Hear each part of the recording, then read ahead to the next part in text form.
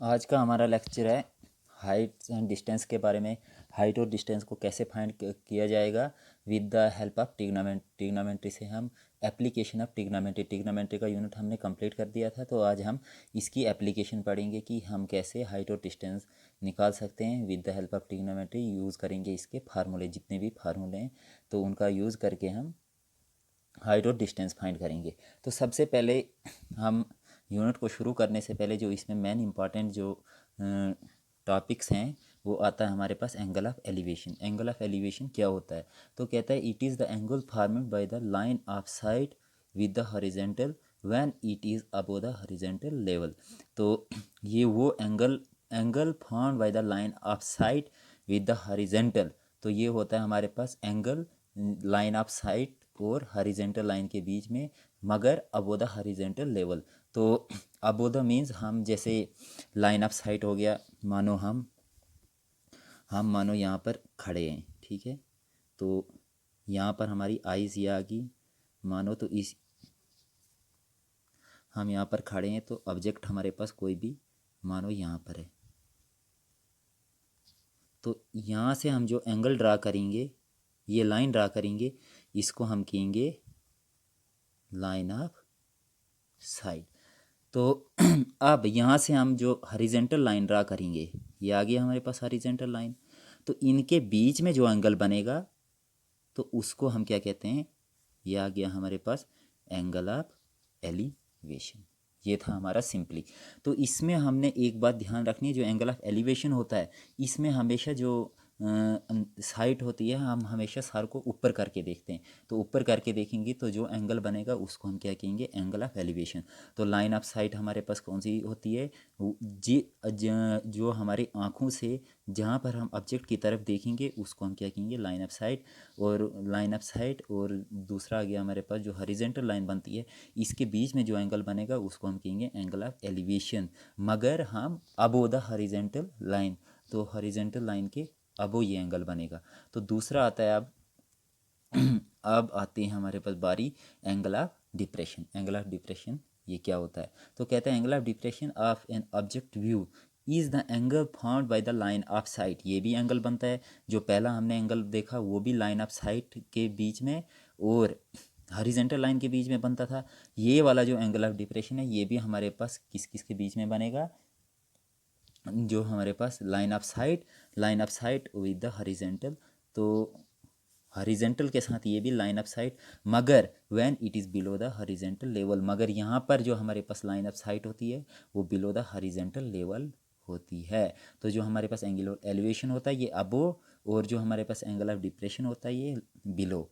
तो अब ये एंगल हमारे पास कैसे बनेगा? मानो हम किसी बिल्डिंग पर खड़े हैं। तो जैसे मान लेते हैं हम, ये मानो एक बिल्डिंग आ गई, तो हम बिल्डिंग के टॉप पर खड़े हैं। तो अब तो ये आ गई हमारे पास अर्थ। इस पर कोई भी एक ऑब्जेक्ट, मानो कोई भी एक ऑब्जेक्ट है। तो अब जब हम यहाँ से यहाँ देखेंगे, इसको हम क्या कहेंगे? Line of site. आ गई हमारे पास लाइन ऑफ और साइट, और यहाँ से हमारे पास जो हॉरिजेंटल लाइन बनेगी वो बनेगी ऐसे। तो इसको हम क्या क्या कहेंगे? यह हमारे पास आ गई हॉरिजेंटल लाइन। तो ये हमारा क्या बन गया? Angle of depression. तो इस तरीके से हम इनको फाइंड करते हैं। तो यहाँ से मानो अगर हम यहाँ पर खड़े होते और ऑब्जेक्ट को हम यहाँ पर देखते तो ये यहाँ पर ये हमारी क्या बन जाती? Horizontal line. और ये हमारी बन जाती लाइन ऑफ साइट, और ये हमारा क्या बन जाता? Angle of elevation. तो ये थे हमारे सिंपल दो टॉपिक्स इस यूनिट के, एंगल ऑफ एलिवेशन और एंगल ऑफ डिप्रेशन। तो एंगल ऑफ एलिवेशन क्या होता है? Above the horizontal line. जब हम कोई भी चीज़ को देखेंगे और जब जो हमारी लाइन ऑफ साइट और हॉरिजेंटल लाइन के बीच में जो एंगल बनेगा उसको हम एंगल ऑफ एलिवेशन कहेंगे। और जो एंगल ऑफ डिप्रेशन होगा जब हम बिलो द हॉरिजेंटल लाइन होगा, ये हमारे पास ये भी लाइन ऑफ साइट, दोनों जो एंगल होते हैं लाइन ऑफ साइट और हॉरिजेंटल लाइन के बीच में बनते हैं। तो अब चलते हैं हम एक्सरसाइज पे चलते हैं। एप्लीकेशंस, अब हाइट और डिस्टेंस को हम कैसे फाइंड करेंगे। तो इससे पहले मैंने सब आपको पढ़ाया हुआ है, जैसे फिर से थोड़ा मैं आपको रिवाइज़ कर देता हूँ। जैसे मैंने आपको बताया था, हम फार्मूला यूज़ करते हैं, ट्रिग्नोमेट्रिक रेशियोज़ हमने पढ़ी थी। ऐसे हम करते थे, पंडित, बद्री, प्रसाद, हर हर बोले, सोना चांदी तोले। तो ये इंपॉर्टेंट टर्म्स हैं। तो जैसे मैंने आपको बताया था, जो हमारे पास साइन एस पर क्या होता था, साइन थीटा। ये किस थीटा कोई भी एंगल है हमारे पास, तो ये किसके इक्वल होता था, P for perpendicular upon H पर हाइपोटेन्यूज। उसी तरीके से कॉस थीटा हमारे पास किसके इक्वल आता था, बेस अपन हाइपोटेन्यूज। और जो हमारे पास टेन थीटा वो किसके इक्वल आता था, परपेंडिकुलर अपन बेस। तो with the help of this हम ये फाइंड करेंगे। तो बाकी और भी हमारे पास ट्रिग्नोमेट्रिक रेशियोज होते हैं, जैसे हमारे पास होता है कोसेक थीटा, सेक थीटा या कॉट थीटा, ये सारे मैंने आपको पढ़ाए हुए हैं। तो इसके अलावा हमारे पास यूज़ होगा इसमें, जैसे हमने ट्रिग्नोमेट्रिक जो हमने डिफरेंट वैल्यूज़ पे ट्रिग्नोमेट्रिक वैल्यूज़ निकाले हुए थे। तो जैसे हमारे साइन ज़ीरो पे कितना होता है वो मैंने आपको बताया था, साइन ज़ीरो पे ज़ीरो। तो वो पूरा जो ये सारे का सारा हमारा इस वाले एक्सरसाइज में यूज़ होगा। तो हम चलते हैं अब एक्सरसाइज पे।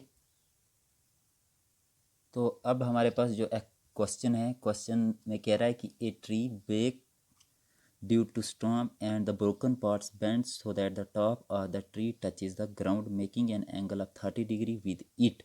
तो कहता है कि एक जो दरख्त है वो ब्रेक हुआ ड्यू टू तूफान से, वो टूट गया, और जो ब्रोकन पार्ट था, जो टूटा हुआ पार्ट था, वो टच बैंड हुआ, और वो उसने टच, जो टॉप था उसका, जो दरख्त टूटा उसने टच किसको किया, वो ग्राउंड की तरफ, नीचे ग्राउंड की तरफ जुड़ गया। तो उसने वहाँ पर एंगल कितना बनाया, 30 डिग्री विद इट। जो ब्रोकन पार्ट, जो जहाँ से वो टूटा था, तो जो टॉप टच किया उसने अर्थ के साथ में, वहाँ पर उसने एंगल कितना बनाया, 30 डिग्री। तो द डिस्टेंस, जो distance between foot of the tree, जहाँ से दरख्त, जहाँ दरख्त का नीचे बेस है, तो वहाँ से of the tree and the point wear top touches, वो जहाँ पर टॉप टूट कर टच किया अर्थ को, जहाँ पर उसके बीच में डिस्टेंस कितना है, 8 मीटर है। तो हमने find the height of the tree, तो हमने दरख्त की हाइट फाइंड करनी है। तो ये आ गया हमारे पास एप्लीकेशन। अब कैसे हम हाइट फाइंड करेंगे, किसी जो दरख्त है इसकी हम हाइट कैसे फाइंड करेंगे। तो मानो हमारे पास ये आ गया दरख्त, हमारे पास मानो ये हमारे पास आ गया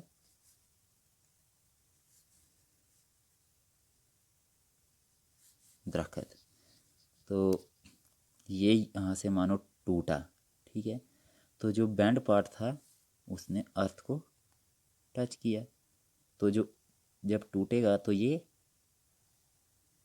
आ गया हमारे पास, मानो यहाँ से ऊपर ये तूफान से टूट गया, और ये यहाँ से जब बैंड हुआ तो यहाँ पर जो टॉप था यहाँ पर पहुँच गया, इसको इसने टच कर दिया। तो ये हमारे पास आ गई हॉरिजेंटल लाइन। और यहाँ पर जो एंगल ऑफ एलिवेशन बन रहा है वो कितना बन रहा है, 30 डिग्री का। तो टॉप ऑफ ट्री जो हमारे यहाँ जो अर्थ को टच किया, और जो बेस है इसका, तो ये कितने डिग्री, कितना मीटर है हमारे पास, 8 मीटर है। इनके बीच में डिस्टेंस कितना है, 8 मीटर। तो ये भी आ गया हमारे पास। तो अब इनके हम मानो नाम दे देते हैं। तो इसको मानो ए बी सी डी। तो ये हमारे पास आ गई, ये टोटल हमारे पास क्या है, हाइट ऑफ ट्री, ये टोटल आ गया। तो अब इसमें हमने क्या करना है, फाइंड इस दरख्त की height total A to D हमारे पास क्या है, हाइट ऑफ द ट्री। तो ये हमारे पास जो पार्ट बेंड हुआ, ये टच किया इसने यहाँ पर, तो ए सी हमारे पास जो टॉप जहाँ पर टच किया था उसके बीच में, और जहाँ से दरख्त, जहाँ पर दरख्त था, बेस था इसका, इसके बीच में कितना था डिस्टेंस था, 8 मीटर। तो अब इसमें जैसे यहाँ से ये पार्ट टूटा है, जो बी डी वाला पार्ट टूटा मानो, तो बी डी वाला पार्ट टूटा, ये किसके बराबर है, इसी के बराबर होगा ना हमारे बी सी। क्यों, यही टूट कर तो यही तो हमारे अर्थ पर पहुंचा है, तो ये हमारे पास बी सी के बराबर है। तो ऐसे अब हम इसको शुरू करते हैं। तो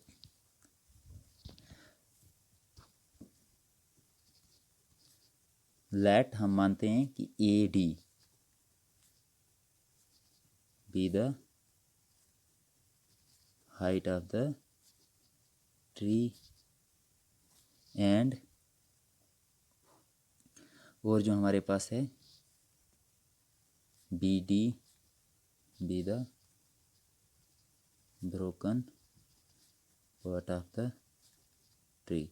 हमने माना कि जो हमारे पास ए डी ये है हाइट ऑफ द ट्री है, और बी डी ये ब्रोकन पार्ट जो पार्ट टूटा है दरख्त का वो आ गया हमारे पास। तो हमारे पास B D equal to B C, मैंने अभी आपको बताया ये, क्योंकि ये जो पार्ट टूटा था यही किसके इक्वल है, बी सी के इक्वल है। तो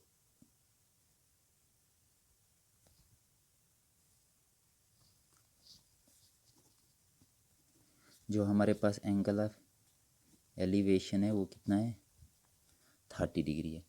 तो अब हम शुरू करते हैं कि इसकी हम हाइट कैसे फाइंड करेंगे। तो हाइट फाइंड करने के लिए हमें किस किस चीज़ की ज़रूरत पड़ेगी, एक जो हमारे पास ए बी की हमें हाइट निकालनी पड़ेगी, और दूसरी हमें किसकी हाइट निकालनी पड़ेगी, बी डी की, मीन्स बी सी की हमें हाइट निकालनी पड़ेगी। तो दो चीज़ों की हमें हाइट निकालनी पड़ेगी। तो जब इन दोनों को हम ऐड करेंगे, ए बी और बी डी की हाइट निकाल के जब इनको हम ऐड करेंगे तो हमारे पास total height of the tree आ जाएगी। तो अब कैसे निकालें हम, हमें तो टोटल बेस मालूम है, जो हमारे पास ये ट्रायंगल राइट एंगल ट्रायंगल बन रही है इसका हमें टोटल बेस मालूम है। तो बेस हमारे पास कितना है, ए सी कितना है हमारे पास 8 मीटर है, ये हमें गिवन है। अब इस और इस साइड को हम कैसे निकालें, तो इसमें हम क्या यूज़ करेंगे, तो जैसे हमें अगर ये हमारे पास परपेंडिकुलर है तो हम सिंपली पहले टेन का यूज़ करते हैं। तो in triangle A B C tan 30 degree equal to, angle हमारे पास 30 डिग्री है। तो मैंने आपको बताया था जो हमारे पास टेन थीटा होता है वो किसके इक्वल होता है, परपेंडिकुलर अपन बेस। तो परपेंडिकुलर हमारे पास क्या आ गया, ए बी अपन बेस हमारे पास क्या आ गया, ए सी। तो विच इम्प्लाइज टेन 30 डिग्री पे हमारे पास कितना होता है, 1/√3। तो 1/√3 इक्वल टू ए बी हमारे पास पता ही नहीं है कितना है, और ए सी हमारे पास क्या आ गया 8 मीटर।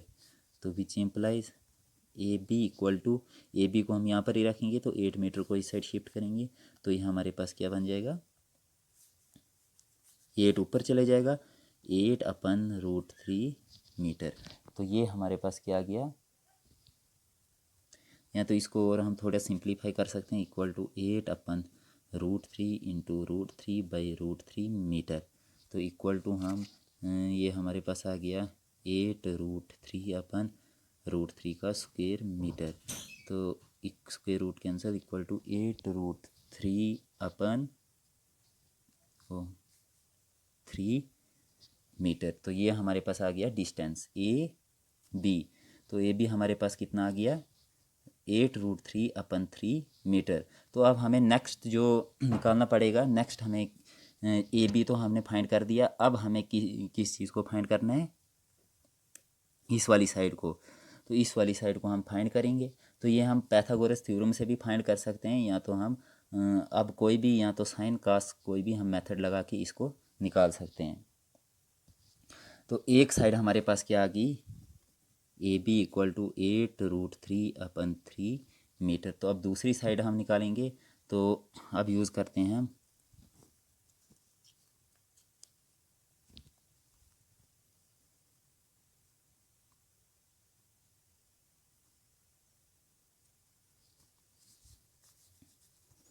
आल्सो, हमारे पास तो कॉस एंगल यहाँ पर हमारे पास कितना है 30 डिग्री।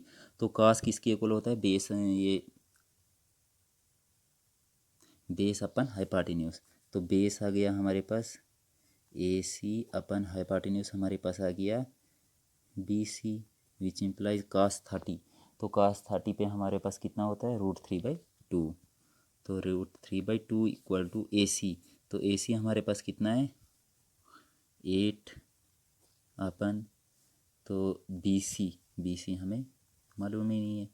विच इम्प्लाइज बी शिफ्ट करेंगे, BC को हम इस साइड लेंगे, तो BC equal to 8 into 2/√3 metre.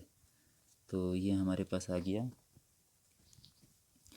Which implies BC equal to 16/√3 metre. तो इसको हम रेशनलाइज करते हैं, 16/√3 इंटू √3/√3 मीटर। तो इक्वल टू आया हमारे पास 16√3/3 मीटर।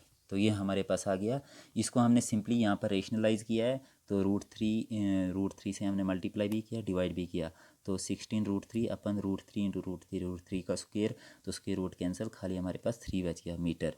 तो अब हमें height of the tree find करनी है। नाउ जो हमारे पास आ गई height of the tree equal to, यहाँ पर देखो हाइट ऑफ द ट्री किसकी इक्वल है AD इक्वल टू AD। तो अब इक्वल टू हमारे पास AB प्लस BD है ना, equal to AB plus BD equal to AB plus BD। मैंने आपको बताया था किसके इक्वल है BC के इक्वल टू इनकी वैल्यू हम पुट कर देंगे। तो AB की वैल्यू हमारे पास कितनी है 8√3/3 मीटर प्लस 16√3/3 मीटर। तो ये हमारे पास इन दोनों के जो हमारे पास LCM सेम आते हैं, तो ये हमारे पास आ जाएगा 8√3 प्लस 16√3/3 मीटर। तो इक्वल टू 8 और 16 कितना हमारे पास बन गया 24√3/3 मीटर। 3 1 = 3, 8 3 = 24, तो इक्वल टू 8√3 मीटर। तो जो ये हमारे पास हाइट ऑफ द ट्री कितनी आई थी ये 8√3 मीटर। तो इस तरीके से हमने इन क्वेश्चंस को करना था सिंपली। तो सिंपल क्वेश्चन है, तो खाली आपने ध्यान रखना है। तो कहता है जो आपने देखना है क्वेश्चन में क्या बता रहा है, तो बस उसी हिसाब से हमने चलना है आगे। तो जैसे यहाँ पर मैंने सबसे पहले एक यहाँ पर tan 30 यूज़ किया, तो 30 डिग्री पे tan कितना होता है 1/√3। क्योंकि एंगल हमारे पास 30 डिग्री है, तो इक्वल टू tan किसके इक्वल होता है जो हमारे पास परपेंडिकुलर अपन बेस। यहाँ पर मैंने tan साइन या कास का क्या यूज़ क्यों नहीं किया, क्योंकि साइन कास अगर मैं यूज़ करता तो वो हाइपोटेन्यूज को रिप्रेजेंट करते हैं। तो हाइपोटेन्यूज तो दूसरी साइड हमारे पास गिवन थी नहीं, तो tan का मैंने यूज़ किया। तो tan सिंपली एक साइड हमारे पास बेस गिवन था, तो मैंने यूज़ करके बेस हमारे पास गिवन था, तो बेस और परपेंडिकुलर का रिलेशन यूज़ करके मैंने सिंपली किसका क्या निकाल दिया परपेंडिकुलर निकाल दिया, क्योंकि एक साइड हमारे पास गिवन थी। तो उसी तरीके से फिर मैंने कास का यूज़ किया। तो कास का यूज़ क्यों किया, क्योंकि हमारे पास कास किसके बीच में रिलेशन होता है हाइपोटेन्यूज और बेस के बीच में। तो जब हमारे पास हाइपोटेन्यूज गिवन था, तो हमने हाइपोटेन्यूज को निकाल दिया, बेस हमारे पास गिवन था। तो दोनों को ऐड करके हमने जो ये वाली साइड थी यही टूट के नीचे ज़मीन पर आई थी हमारे पास, और ये दोनों हमारे इक्वल थी। तो जब ये हमारी निकल गई तो ये भी निकल गई, तो दोनों को हमने ऐड किया और हमारे पास क्या आ गया हाइट ऑफ द ट्री।